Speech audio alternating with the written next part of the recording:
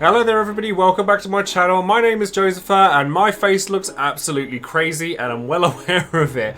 Welcome to another community stream recap for Dissidia Final Fantasy Opera Omnia. As you can see, I have just come away from the community stream having cosplayed Kefka, and I have been scrubbing my face for the last 10 minutes and now I've gone into Heath Ledger's Joker apparently. But anyways, we've got a nice calm month coming up for the Dissidia Opera Omnia after the craziness that was Bartz's batch.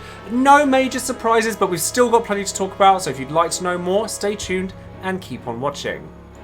Before we get started, of course, don't forget to check out all of my social links in the description box below, including Twitter, Twitch, Discord, and Patreon. Over on Twitch, you can find me streaming 5 times a week, sometimes looking crazy like this, although for the next couple of weeks I will not be streaming Dissidia Final Fantasy Opera Omnia, but despite that, the reason I'm stopping is because I've had some nastiness and homophobia, but with the community stream that happened today, I was very pleased to see that there was none of it. It was much better. I'm so pleased that I said something, because it's something that was plaguing me for quite some time, and I feel that by speaking out about it, it's allowed me to kind of retrieve my power when it comes to that kind of thing and get past it in a healthy and respectful manner. So I'll be back for Lael's BT event as it comes up, as we'll talk about in the video shortly.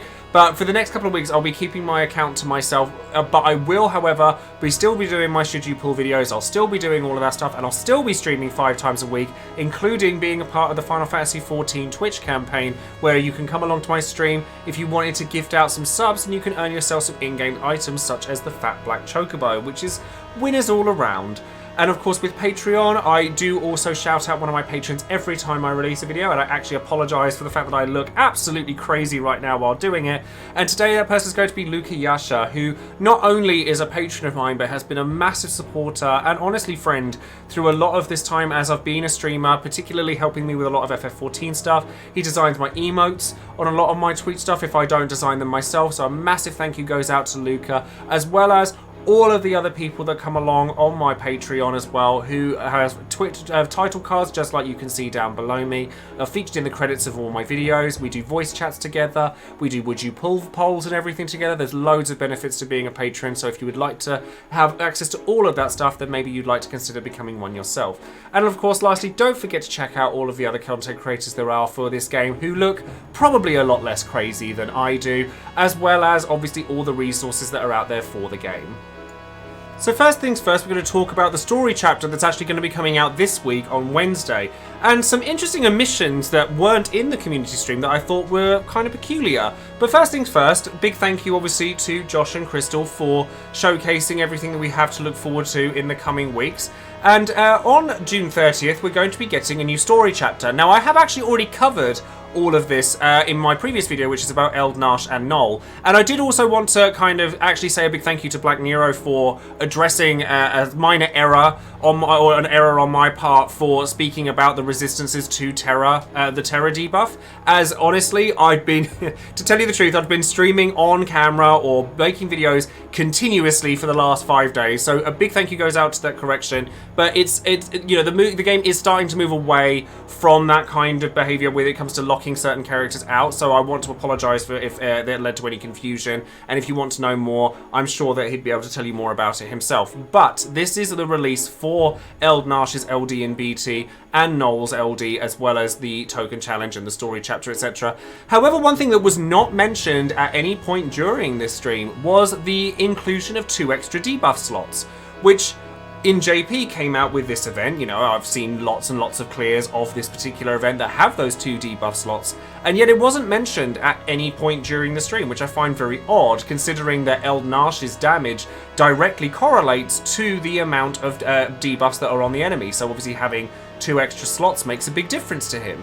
And then in addition to that, we're also going to be getting the level 80 awakenings for those extra characters, so Noel, as well as Cid, Kate Sith, Irvin, and Lise, though the chance of you using any of them is quite minimal at this point, as well as the fact that like, new players who perhaps haven't had the opportunity to go into the World of Illusions and get all of the rewards from summon boards, you'll be able to do that with Divine Diabolos again, so that you've got these extra characters that you're able to do that with. So if you need those resources, then you have another opportunity to get them.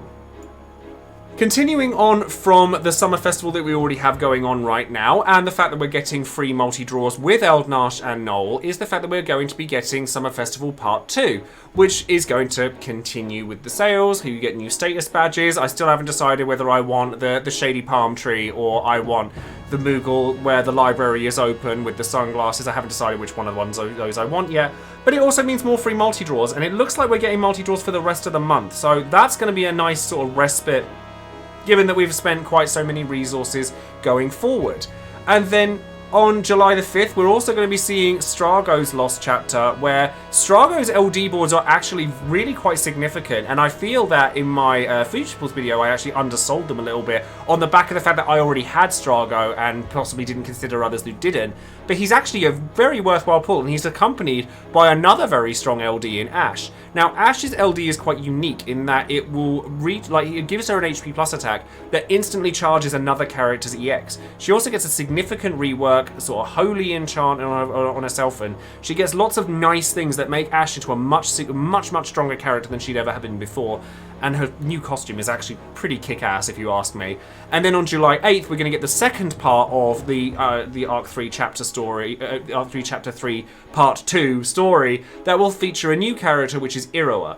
Now, Iroha has a very interesting mechanic in that when she attacks, she uses 20% less bravery during her HP attacks, which is slightly different to using HP attacks and then regaining that bravery, because it circumvents things like brave gain reductions, things like that. So that's something to bear in mind for a lot of players.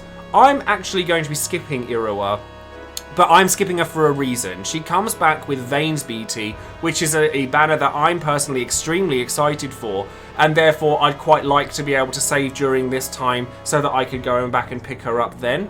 But she is actually a very good character that I'm sure a lot of people would like to get their hands on. Next on the list is actually a very interesting event, and it comes on July the 15th, that's going to feature Lael and his LD in BT, as well as the return of Sellers and Kais's LDs. Now, this event was met with a lot of controversy when it first came out in the JP version, because it was originally a 6-man event where you could switch characters as much as you wanted within the event, but you had to farm up Gilgamesh, who only had a chance of appearing that you would need to farm in order to get all of the resources and the rewards for it. And the problem with it was that the chance of Gilgamesh appearing only increased really if you had Lael's BT, which forced some people into feeling that they had to pull for Lael's BT, and a lot of people weren't very happy about it. But what we've been told is that it is different and that it has been changed. It is not a 6-man event anymore, it is just your regular 3-man event, and it's instead the chance of countering Gilgamesh increases based on the quest level. Now, we don't know exactly what this means, but we'll have to wait and see what happens when the event comes. And honestly, I applaud the guys at Square for trying something different, because I think that having this formula, and like we're in a stage where it's very formulaic, the kinds of events we get, so I think that it's great that they tried something different, and also great that they acknowledged that it perhaps didn't work the way that they intended, so that they've kind of reverted it into a slightly different state. Whether it will be as much of a pain in the butt as the JP version was remains to be seen. I sincerely hope not, because I've spoken to people who said that they saw Gilgamesh maybe once or twice if they were lucky, and that it was a real pain and that they didn't want to do it. So hopefully they have changed it for the better. And if you haven't been able to pick up Kais's LD already and you were waiting to get Lael, it's a nice place to try and get it. Lael's LD revolves around him getting launches, and makes it so that launches were like a full launches with the full party, despite the turn count, despite the turn order. It doesn't matter where the turn order is, you'll always get full launches with all party members involved.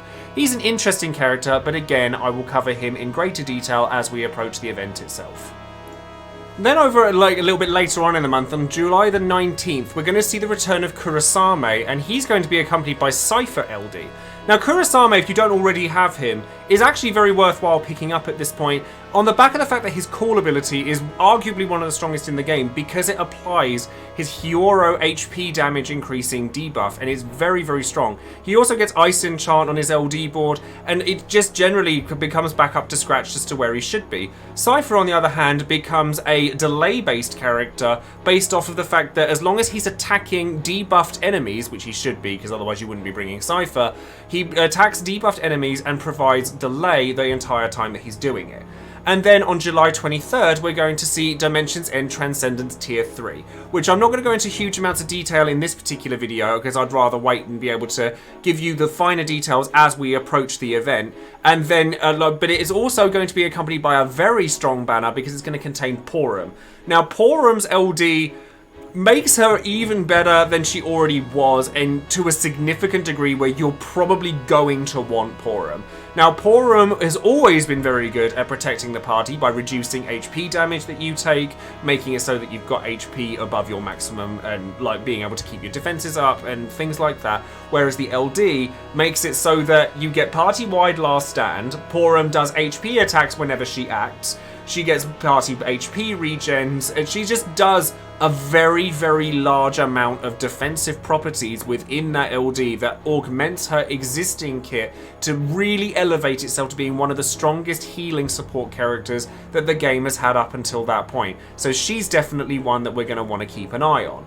Now, as well as that, we're also going to see the DE Transcendence support campaign come out just before DE Transcendence 3 comes out, which, if we're going off of JP's things, we should see the return of Paladin Cecil, Warrior of Light, and Sephiroth in a triple burst banner that should contain LD boards for Warrior of Light, a complete rework for Sephiroth, and LD boards for Paladin Cecil.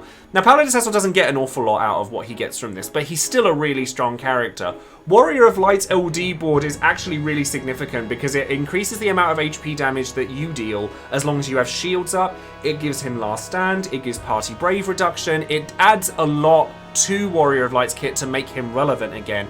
Sephiroth, on the other hand, gets a complete rework. He gets gilded debuffs, he does loads more damage, he does splash damage at last. He's actually goes from being a very lackluster BT character to honestly a very, very strong contender. So that's something worth looking at. And of course, we get limited time missions, which should grant us with a nice amount of resources by doing clears for Dimensions End Transcendence as well. So we have lots of things to look forward to here. And we have also been told to keep an eye on the next stream, which should happen on the 26th of July. So keep an eye out for that one. So that's going to be all from today's video and everything that I have to show you with regards to the month pertaining to July in Dissidia Final Fantasy Opera Omnia. I hope that it's helped you to plan ahead as to what sorts of things. Honestly, the banners, in my opinion, you should be keeping an eye on most are Porum, Kurosama if you don't already have him, and then the triple BT banner if you don't already have those characters.